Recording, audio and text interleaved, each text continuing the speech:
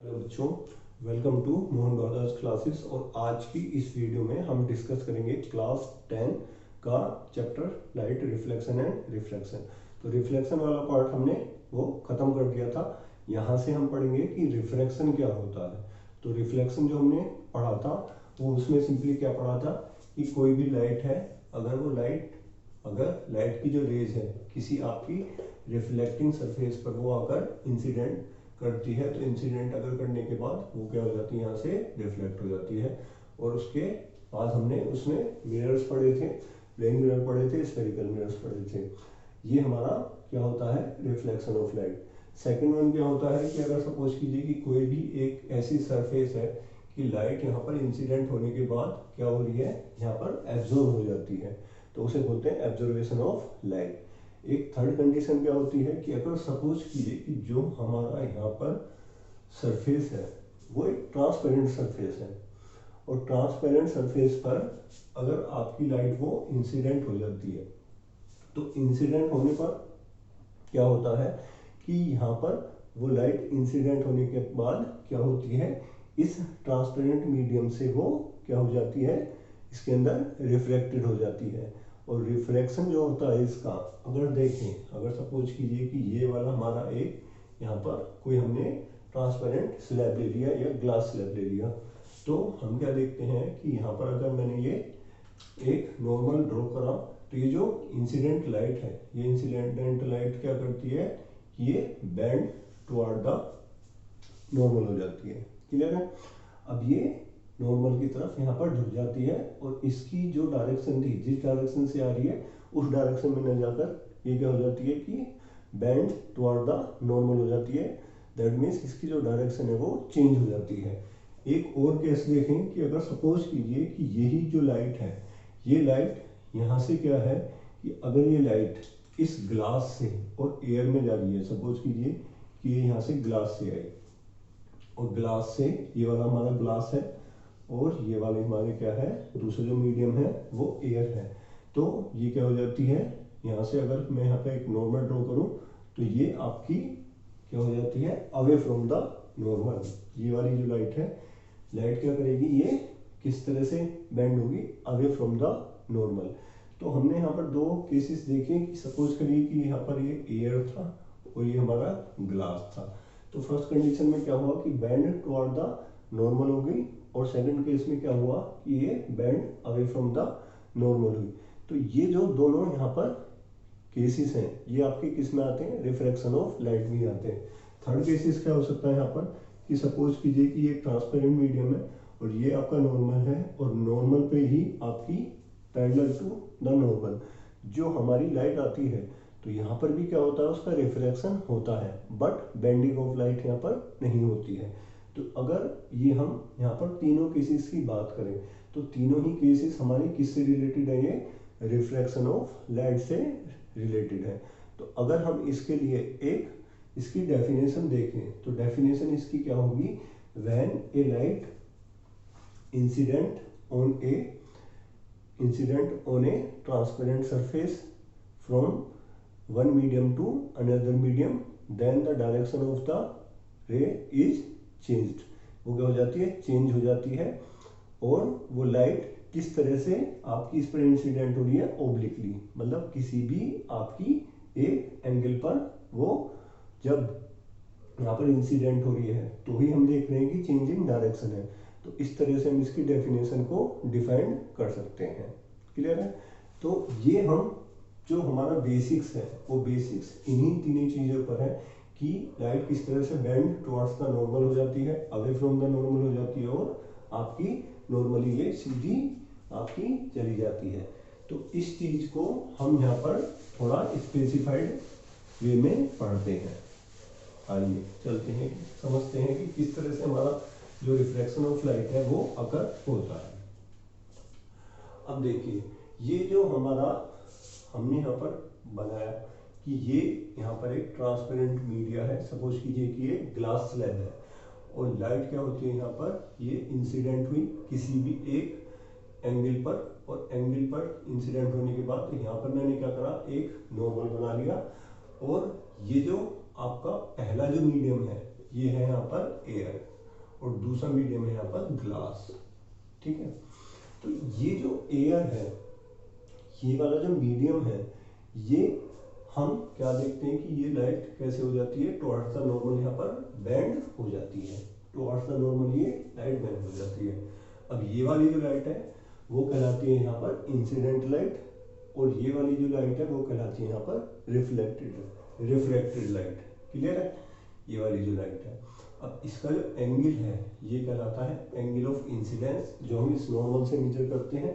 और यहाँ पर क्या है कि इसका जो एंगल है वो आर है, वो एंगल ऑफ रिफ्लेक्शन होता है। जब ये टुवर्ड्स द नॉर्मल बेंड हो जाती है तो एयर और ग्लास में क्या डिफरेंस है कि जो एयर है वो हम बोलते हैं एक रेयर मीडियम है, रेयर मीडियम है, और ग्लास जो होता है वो हमारा डेंसर मीडियम होता है, डेंसर मीडियम होता है। रेयर मीडियम का मतलब क्या है कि रेयर मीडियम में जो आपकी वेलोसिटी ऑफ लाइट है वो क्या होती है आपकी c = 3 × 10⁸ मीटर पर सेकेंड, अगर ये एयर है। तो इसमें स्पीड ऑफ लाइट जो होती है वो c = 3 × 10⁸ मीटर पर सेकेंड होती है। बट इन ग्लास के केस में अगर देखें तो ग्लास के केस में जो इसकी जो वेलोसिटी है ऑफ लाइट है वो इन ग्लास देखें, अगर ये वाला एयर है तो वो हो जाती है 2 × 10⁸ मीटर पर सेकेंड। तो हम यहाँ पर देख रहे हैं कि स्पीड ऑफ लाइट यहाँ पर दोनों की क्या है, डिफरेंट है। तो इस स्पीड ऑफ लाइट की डिफरेंट होने की ही वजह से क्या होता है कि ये जो हमारी लाइट क्या हो जाती है, बेंड टुवर्ड द नॉर्मल हो जाती है, और उसी वजह से ये वाला जो मीडियम है वो क्या कहलाता है, डेंसर मीडियम कहलाता है। कि डेंसर मीडियम में जो आपकी स्पीड ऑफ लाइट है वो कम होती है। क्लियर है, तो जब भी लाइट आपकी किसी भी रेयर मीडियम से आपकी डेंसर मीडियम में जाएगी तो वो कैसे बेंड हो जाएगी, टुवर्ड्स द नॉर्मल बेंड हो जाएगी।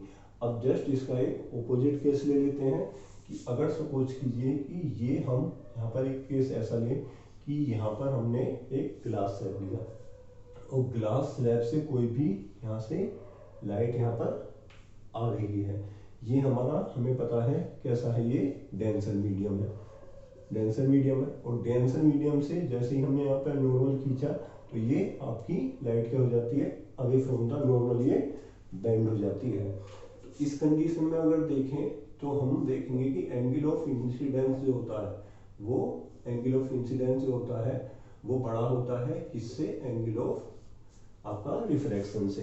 क्लियर है, बट इस केस में अगर देखें तो इस केस में आई और आर को अगर हम देखें तो इस केस में क्या होता है कि जो एंगल ऑफ आपका रिफ्लेक्शन होता है वो बड़ा होता है किससे, एंगल ऑफ इंसिडेंस से बड़ा होता है। तो ये किसकी वजह से होता है, ये स्पीड ऑफ लाइट की वजह से होता है। The reason of bending of light is due to the speed of light, कि इस वाले मटेरियल में ये जो है आपका, इस वाले मटेरियल में मतलब ग्लास में जो लाइट की स्पीड है वो कम हो गई है, उसके कारण ये बेंड टुवर्ड्स द नॉर्मल हो गई है। बट अगर हम देखें यहाँ पर डेंसर से और किसमें आई है, रेयर में आई है, मतलब डेंसर से आपकी जो रे है वो रेयर में आई है। तो रेयर मीडियम में क्या हो गया कि इसमें आपका जो एंगल ऑफ रिफ्लेक्शन है वो किससे है, वो ज़्यादा है किससे, एंगल ऑफ इंसिडेंस से। क्लियर है, अब ये तो हमारा इसका बेसिक्स हो गया कि किस तरह से लाइट बेंड होती है टुवर्ड्स द नॉर्मल और किस तरह से लाइट हमारी, तो इसे हम बोल सकते हैं कोज ऑफ रिफ्रैक्शन, कि हमारा जो रिफ्रैक्शन है उसका कोजेस क्या है। तो वो जो मेनली कोजेस है वो स्पीड ऑफ लाइट का यहाँ पर किसी भी डेंसर मीडियम में जब आएगी तो वो क्या हो जाती है, कम हो जाती है। इसे भी समझेंगे हम कि कम क्यों हो जाती है और क्या रिलेशन है इसका जिसके कारण वो कम हो जाती है।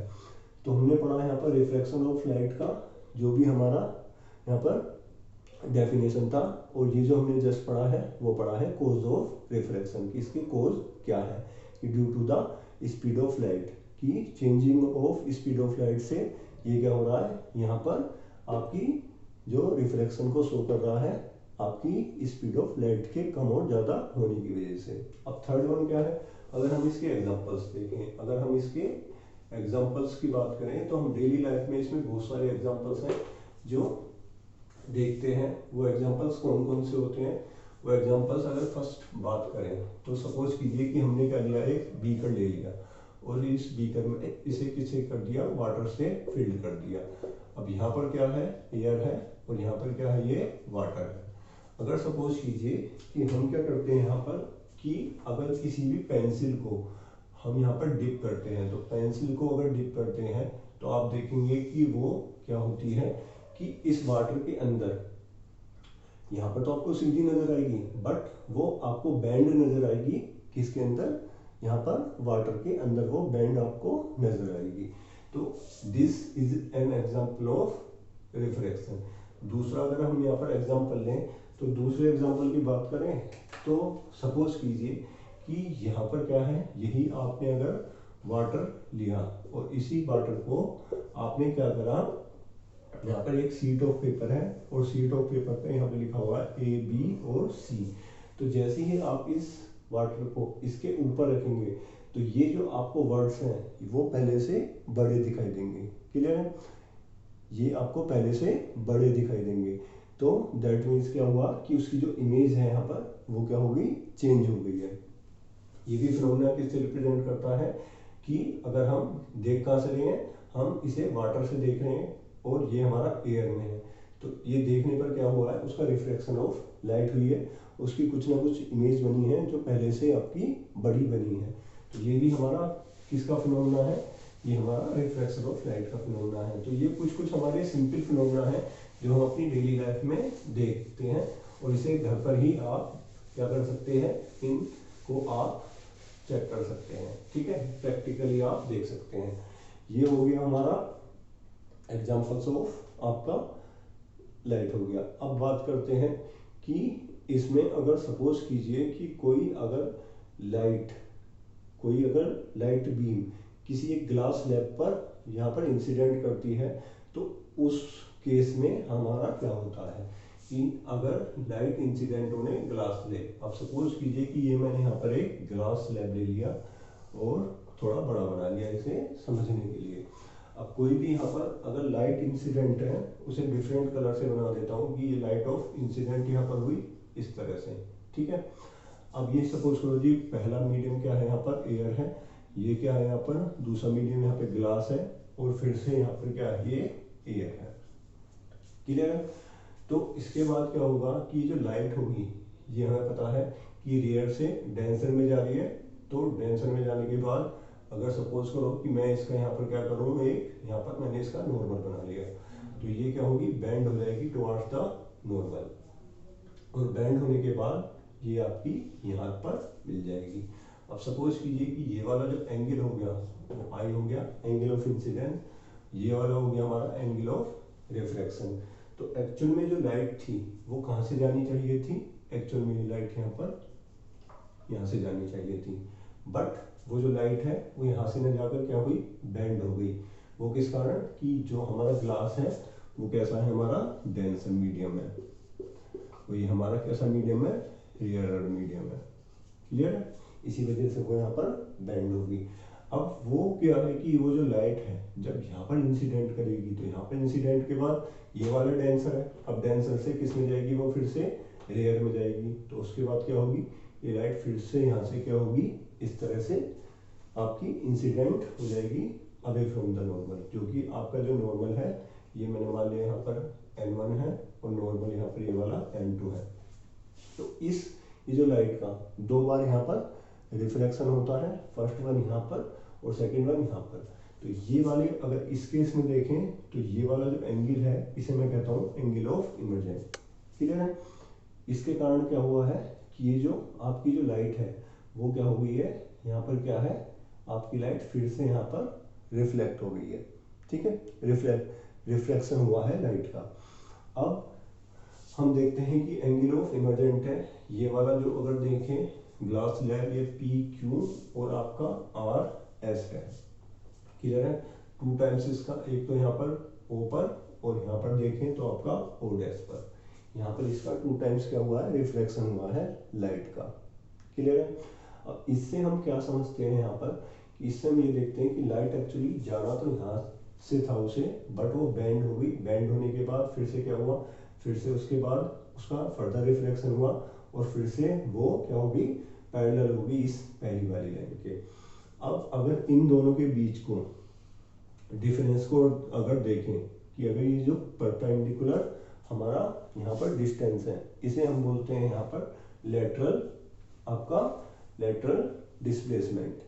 ये क्या कहलाता है, लेटरल डिस्प्लेसमेंट। की जो आपकी ये वाली एक्चुअल इंसिडेंट रे थी और आपकी जो इमर्जेंट रे है, क्योंकि यहाँ पर आई को क्या बोलेंगे, आई को बोलते हैं यहाँ पर रे ऑफ या एंगल ऑफ, ये जो आई को बोलेंगे हम यहाँ पर एंगल ऑफ इंसिडेंट,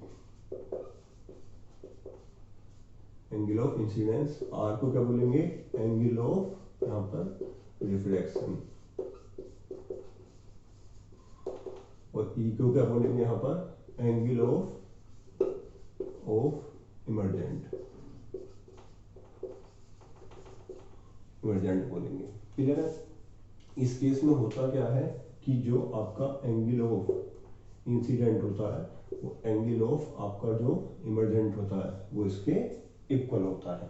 क्लियर है। तो ये हम यहाँ पर देखते हैं कि लाइट किस तरह से रेयर से अगर डेंसर में जाती है तो वो यहाँ पर बेंड हो जाती है, और फिर से अगर वो डेंसर से रेयर में जाती है तो वो क्या हो जाती है, बेंड हो जाती है अवे फ्रॉम द नॉर्मल। और ये जो डिस्टेंस है, ये वाली जो डिस्टेंस है वो कहलाती है यहाँ पर लेटरल डिस्प्लेसमेंट।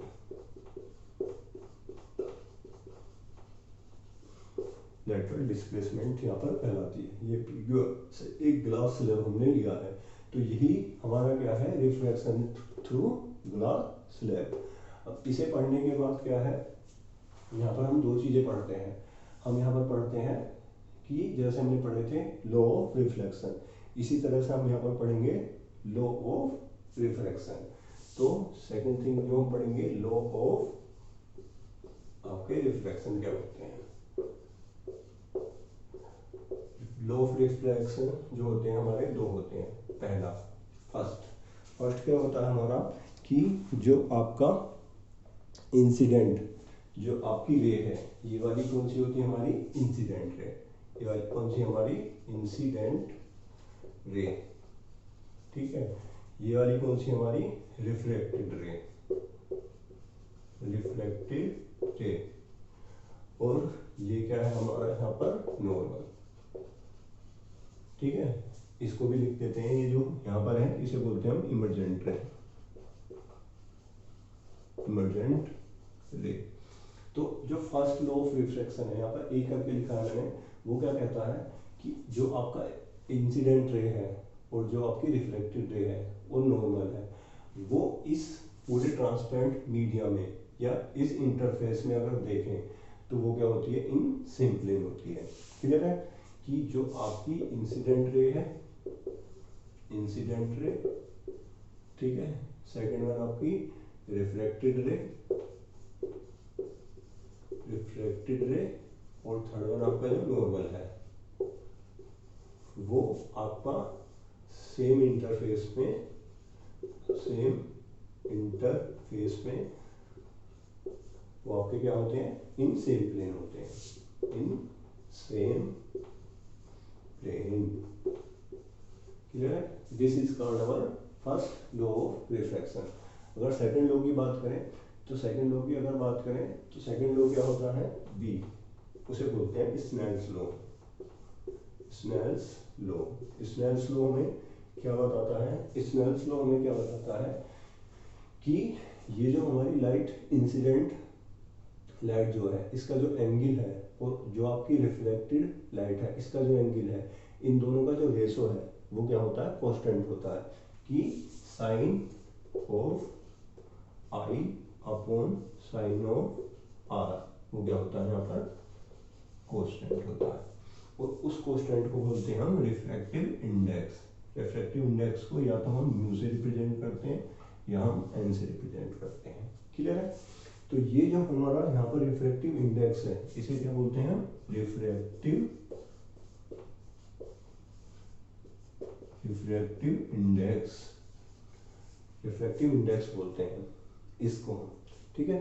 तो ये जो रिफ्रैक्टिव इंडेक्स है ये हमें क्या बताता है कि ये एक तरह से क्या है, कांस्टेंट है, sine i upon sine r is equal to आपका रिफ्रैक्टिव इंडेक्स, ये कांस्टेंट है, क्लियर है। और ये कांस्टेंट जो है हमारा बहुत ही ज़्यादा मोस्ट इम्पोर्टेंट है। इसी ही रिफ्रैक्टिव इंडेक्स पर जितने भी हम सारे आगे जितने भी कॉन्सेप्ट पढ़ते हैं, इसी रिफ्रैक्टिव इंडेक्स पर ही हम ये कॉन्सेप्ट हम पढ़ते हैं। तो आगे देखिए कि किस तरह से इस रिफ्रैक्टिव इंडेक्स को हम यहाँ पर आगे एक्सप्लेन करेंगे, क्लियर है। तो ये जो रिफ्रैक्टिव इंडेक्स होता है आपका, रिफ्रैक्टिव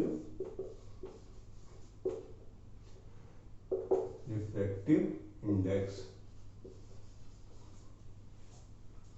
रिफ्रैक्टिव इंडेक्स जो है आपका वो हम यहाँ पर म्यू से डिनोट करेंगे, ठीक है। इसे एन से भी डिनोट करते हैं और हमें पता है कि म्यू इज इक्वल टू क्या होता है हमारा, साइन आई अपॉन साइन आपका आर, ये हमारा रिफ्रैक्टिव इंडेक्स होता है। इस रिफ्रैक्टिव इंडेक्स को हम क्या है कि क्या कर सकते हैं, इस रिफ्रैक्टिव इंडेक्स का जो मीनिंग है वो क्या है कि सपोज कीजिए कि ये आपकी इंसिडेंट लाइट है और इंसिडेंट लाइट ये आपका नॉर्मल है और ये ऐसे बेंड हो गई, तो ये आपका मीडियम जो है मीडियम 1 हो गया और ये आपका हो गया मीडियम 2 हो गया, ठीक है।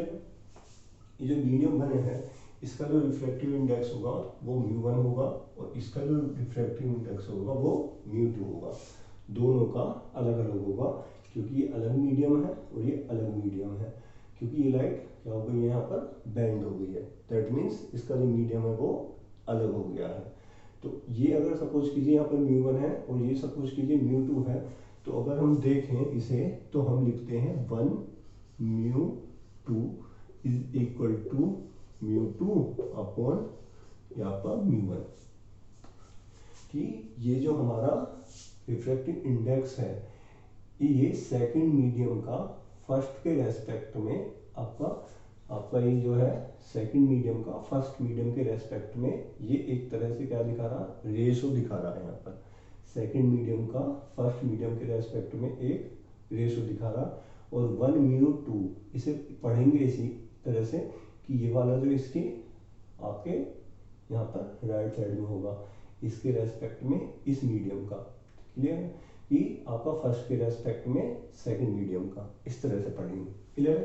तो फर्स्ट के रेस्पेक्ट में सेकंड मीडियम का मतलब μ2 अपॉन μ1, तो ये एक तरह से हम यहाँ पर इसे एक्सप्लेन कर सकते हैं, क्लियर है। अब इसे हम आगे क्या कर सकते हैं, इसे ऐसे भी देख सकते हैं कि सपोज करो कि हमने लिखा W म्यू और G, इसे अगर हमें लिखना है कि वाटर का हमें ग्लास के रेस्पेक्ट में लिखना है, तो हमें पता है कि जो आपका ये वाला W म्यू G है इसे हम किस तरह से लिख सकते हैं कि A म्यू, यहाँ पर हम लिखेंगे A म्यू, यहाँ पर लिखेंगे A mu G upon A mu आपका W। इसका मीनिंग क्या है कि ये आपका A जो है ये आप कह सकते हैं कि ये आपका एयर के रेस्पेक्ट में है, तो एयर के रेस्पेक्ट में हम इसे क्या मानते हैं, एयर के रेस्पेक्ट में या इसे वैक्यूम के रेस्पेक्ट में इसे हम एक तरह से क्या मानते हैं, कांस्टेंट मानते हैं, क्लियर है। क्योंकि इसकी जो म्यू की वैल्यू होती है वो एयर के लिए कितनी होती है, एयर के लिए इसकी जो वैल्यू होती है वो 1.0003 के यहाँ पर ऐसे होती है। तो अगर हम देखें कि ये जो W mu G is equal to हम इसे कैसे लिख सकते हैं, A mu G upon A mu W, इस तरह से भी हम इसे यहाँ पर डिफाइन कर सकते हैं। तो हमारे काफ़ी क्वेश्चंस जो हैं वो इस पर भी डिपेंड होते हैं, क्लियर है। अब इसके बाद क्या है कि जो रिफ्रैक्टिव इंडेक्स है इसको हम स्पीड ऑफ लाइट जो है उससे देखेंगे कि कैसे हमारी जो लाइट बेंड होती है और अगर किस मीडियम में हमारी बेंड होती है टुवर्ड्स द नॉर्मल और किस मीडियम में अवे फ्रॉम द नॉर्मल। तो इस रिफ्रैक्टिव इंडेक्स का सीधा सीधा रिलेशन किससे होता है, जो आपका ratio of speed of light of medium 1 and medium 2, कि दोनों मीडियम का जो स्पीड ऑफ लाइट है कि स्पीड ऑफ लाइट अगर सपोज करो कि आपने यहाँ पर किसी एक मीडियम में देखी स्पीड ऑफ लाइट और दूसरे मीडियम में देखी, तो स्पीड ऑफ लाइट अगर सपोज करो कि यहाँ पर ये एयर है, तो एयर के लिए जो स्पीड ऑफ लाइट होगी वो कितनी हो जाएगी, सी इज इक्वल टू 3 × 10⁸ मीटर पर सेकेंड हो जाएगी। और यहाँ पर दूसरे वाले केस में अगर ये ग्लास है, तो ग्लास के लिए अगर हम देखें तो स्पीड ऑफ लाइट कितनी हो जाएगी, 2 × 10⁻, कितनी 10, यहाँ पर 8 मीटर पर सेकेंड हो जाएगी। तो इस रिफ्रैक्टिव इंडेक्स का इस वेलोसिटी से क्या रिलेशन है वो हम यहाँ पर देखते हैं। तो उस रिलेशन को हम यहाँ पर लिखते हैं कि वो एक्चुअल में रिलेशन क्या है। तो ये जो म्यू होता है, म्यू इज इक्वल टू, ये होता है speed of light in vacuum, vacuum या एयर, क्योंकि दोनों में ही स्पीड ऑफ लाइट क्या होती है हमारी 3 × 10⁸ मीटर पर सेकेंड होती है। तो स्पीड ऑफ लाइट अगर मैं यहाँ पे वैक्यूम भी लिखूंगा तो भी कुछ गलत नहीं है, अपॉन ये क्या हो जाएगा, स्पीड ऑफ, ये क्या है, लाइट इन एयर, ये आपकी मीडियम में हो जाएगी। तो ये तो हमारी सिंपली कितनी होगी, सी होगी, और इसे हम क्या लिख सकते हैं यहाँ पर, ये वी हो गई। तो म्यू इज इक्वल टू क्या है, सी अपॉन वी। तो आप यहाँ पर देखेंगे कि सी तो कांस्टेंट है, तो ये जो म्यू है इस वेलोसिटी की, जो मीडियम की वेलोसिटी है उसके इनवर्सली प्रोपोर्शनल है। यहाँ पर हम देख सकते हैं कि जो म्यू है ये इनवर्सली प्रोपोर्शनल इसके है, वी के है। तो इसे इस तरह से लिख सकते हैं कि μ1 अपॉन μ2 इज इक्वल टू, कैसे लिख सकते हैं, v2 अपॉन v1। इस तरह से भी हम यहाँ पर इसे लिख सकते हैं कि ये इसके इनवर्सली प्रोपोर्शनल होता है कि अगर म्यू ज़्यादा होगा तो वेलोसिटी आपकी उसमें कम होगी। क्लियर है। उस मीडियम में अगर आपका उसका रिफ्लेक्टिव इंडेक्स ज़्यादा है तो आपकी उस मीडियम में जो आपकी वेलोसिटी होगी, क्लियर है, एयर की जो इसमें स्पीड ऑफ लाइट की, जो आपकी लाइट की जो स्पीड होगी वो ऑलरेडी क्या होगी, उसमें कम होगी due to this relation. Clear है। इसी तरह से हम लिख सकते हैं μ1 upon μ2 is equal to v2 upon v1, और हम कंपेयर कर सकते हैं कि ये दोनों हमारे मीडियम अलग अलग है। μ1 हमारा एक फर्स्ट मीडियम के लिए है और μ2 हमारा सेकंड मीडियम के लिए है। इन दोनों को अगर हम कंपेयर करें तो μ1 upon μ2 is equal to v2 upon v1, इस तरह से हम यहाँ पर कंपेरिजन कर सकते हैं दोनों की। अब हम यहाँ पर बात अगर करें कि ये यहाँ पर आया कैसे है, तो ये हमारा इस तरह से हम इसे देख सकते हैं कि 1 μ2 कितना हो गया, μ2 अपॉन μ1। तो इसे अगर हम ड्राइव करना चाहें तो बहुत ही आसानी से ड्राइव कर सकते हैं कि अगर ये जो μ1 है वो क्या हो जाएगा, c बाई μ1, और μ2 कितना हो जाएगा यहाँ पर, c बाई μ2। अगर आप दोनों को यहाँ पर क्या करें, डिवाइड कर लें तो आपको ये रिलेशन यहाँ पर मिल जाएगा कि μ1 अपॉन μ2 इज इक्वल टू, ये क्या हो जाएगा आपका v2 जो है ये ऊपर पहुंच जाएगा, तो ये क्या हो जाएगा v2 बाई v1 यहाँ पर आपको मिल जाएगा। तो ये जो म्यू है ये हमें बताता है कि ये हमारी जो speed of light in medium, ये कंपेरिजन करके बताता है कि speed of light in vacuum से कितनी हमारी यहाँ पर ज़्यादा है। क्लियर है। और ये वाला जो रेशो है ये आप देखेंगे कि c हमेशा क्या रहेगा, यहाँ पर जो वैल्यू होगी c की वो एयर या वैक्यूम में वो हमेशा ज़्यादा होगी मीडियम से। तो ये जो वैल्यू होगी हमारी म्यू की वो ऑलवेज क्या होगी, ग्रेटर देन यहाँ पर 1 होगी। इस चीज़ को भी हम यहाँ पर ऑब्जर्व कर सकते हैं। अब बात करते हैं कि सपोज कीजिए कि हमें क्या करना है, कोई यहाँ पर सोल्व करना है किसी तरह का, अगर यहाँ पर कोई न्यूमेरिकल को सोल्व करना है तो उस न्यूमेरिकल को सोल्व हम कैसे कर सकते हैं कि सपोज कीजिए कि हमें दिया हुआ है डायमंड के लिए, डायमंड के लिए हमें जो म्यू है वो दिया हुआ है, म्यू जी जो डायमंड है वो दिया हुआ है 2.42 दिया हुआ है। क्लियर है। और हमें वेलोसिटी निकालनी है उसकी, किसमें, डायमंड में। तो हमें यहाँ पे क्या निकालना है, वी जी हमें निकालना है, सी हमें पता है 3 × 10⁸ मीटर पर सेकेंड। तो अगर ये न्यूमेरिकल दिया हुआ है तो इससे हम क्या कर सकते हैं, इन तीनों को हम यहाँ पे पुट कर सकते हैं। तो पुट करने के बाद क्या होगा कि जो हमारा वी होगा वो सिंपली कितना हो जाएगा, 3 × 10⁸ मीटर पर सेकेंड अपॉन इस मामले में रखकर आप क्या कर सकते हैं, ये म्यू आपका क्या हो गया, डी हो गया, ये वी डी हो गई। तो मैंने सी की वैल्यू रखी 3 × 10⁻⁻⁰ मीटर पर सेकेंड, ये मुझे यहाँ पर वी डी निकालना है। तो वी डी निकालना, मैंने वी डी को इधर पहुँचा दिया, म्यू को इधर पहुँचा दिया, तो ये कितना हो जाएगा 2.42। तो यहाँ से हम निकाल सकते हैं 1.24 × 10⁸ मीटर पर सेकेंड।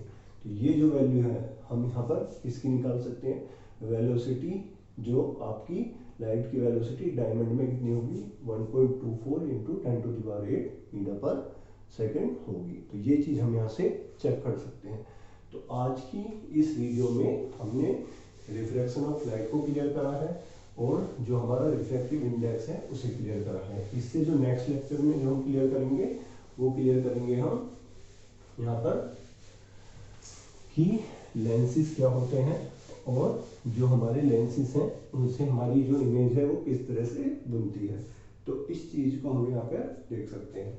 यहाँ पर कुछ पॉइंट है वो आप यहाँ पर फिर से नोट डाउन कर सकते हैं कि क्या पढ़ा, कि जो एंगल ऑफ इंसिडेंट होता है वो एंगल ऑफ इमर्जेंट के इक्वल होता है। क्लियर है, एंगल ऑफ इमर्जेंट के इक्वल होता है।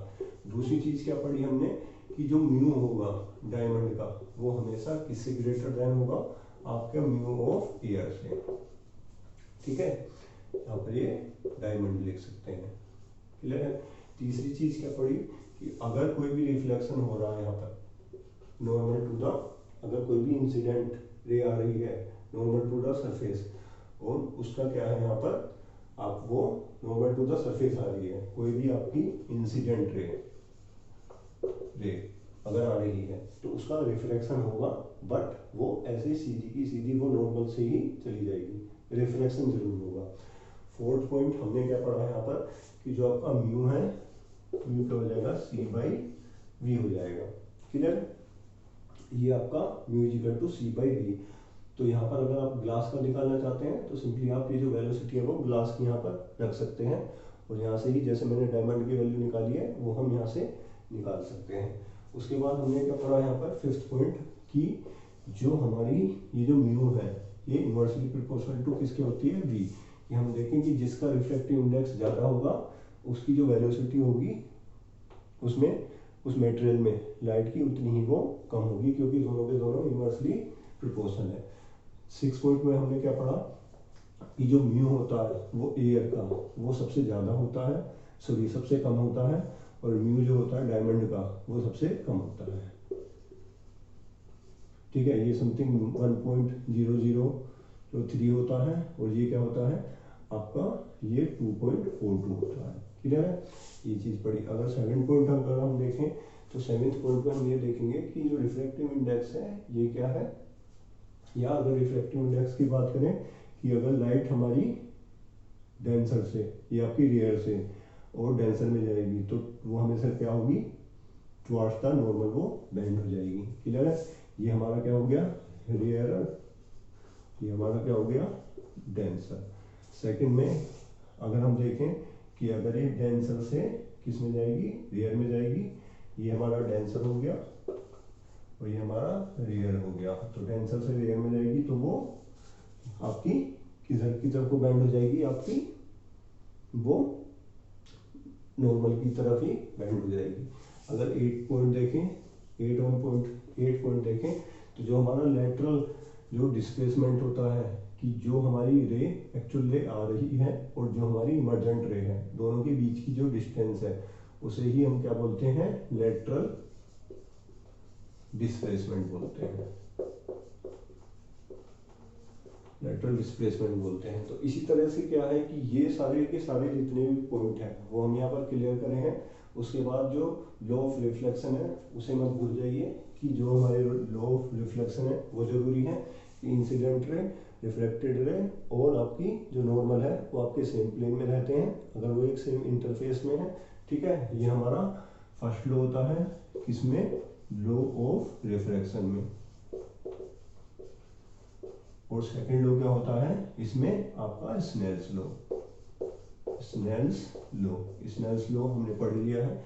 स्नेल्स लॉ क्या होता है कि जो हमारा म्यू होता है या हम इस तरह से बोले कि sine of i upon sine of r is equal to क्या होता है, एक कांस्टेंट होता है और उसे क्या बोलते हैं, रिफ्रैक्टिव इंडेक्स म्यू से रिप्रेजेंट करते हैं। तो ये सारे के सारे पॉइंट हमने यहाँ पर पढ़े और उसकी एक समरी भी पढ़ी। तो आज के लिए इतना ही। नेक्स्ट जो लेक्चर है उसमें हम स्टार्ट करेंगे लेंसेज को। ठीक है, तो आज के लिए इतना ही। Thank you so much. आप इस वीडियो को ऐसे ही प्यार करते रहिए और लाइक कीजिए, सब्सक्राइब कीजिए, जिससे कि आप सभी के सभी कॉन्सेप्ट को आप अच्छे से क्लियर कर सकें। अभी के लिए थैंक यू सो मच।